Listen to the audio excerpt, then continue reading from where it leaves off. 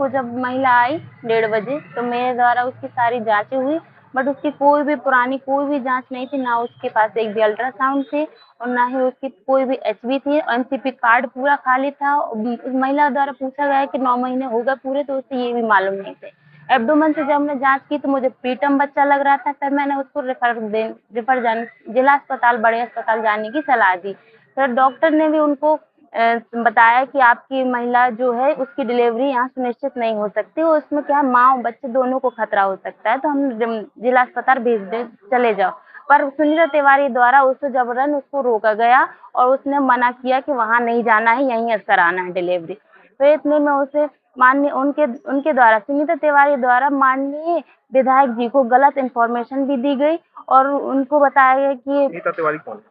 सुनीता तिवारी आशा supervisor है बताइए। जी।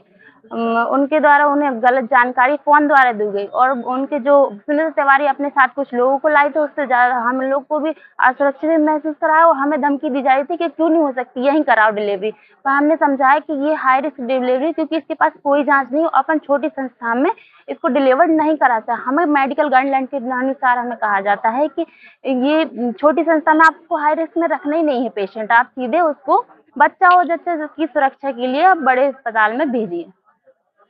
जी, आप पे आरोप है कि आपने 2000 रुपए माँगे नो जब सर, आप ये सर मेरे जो आरोप लगाए ये सब निराधार है। मैंने कोई भी माँग, किसी तरह की कोई माँग नहीं की है उस समय। और जो आप वो बोल रही हैं कि मैं डिलीवर्ड हुआ, ये बिना बताए तो वॉशरूम में ले गई, जब तक मैं कौन ले गया वॉशरूम में? सुपरवाइजर, जो आशा सुपरवाइजर है, जो महिला को, गर्भवती महिला को वो वॉशरूम में बिना बताए ले गई और वहाँ पे उसके डिलीवर्ड हो गए। फिर उसके बाद जैसे ही मुझे पता चला तो मैं उस इंस्ट्रूमेंट उठाकर डिलीवरी ट्रे मैंने उठाई और वहाँ जाके वहाँ डिलीवर्ड कराया।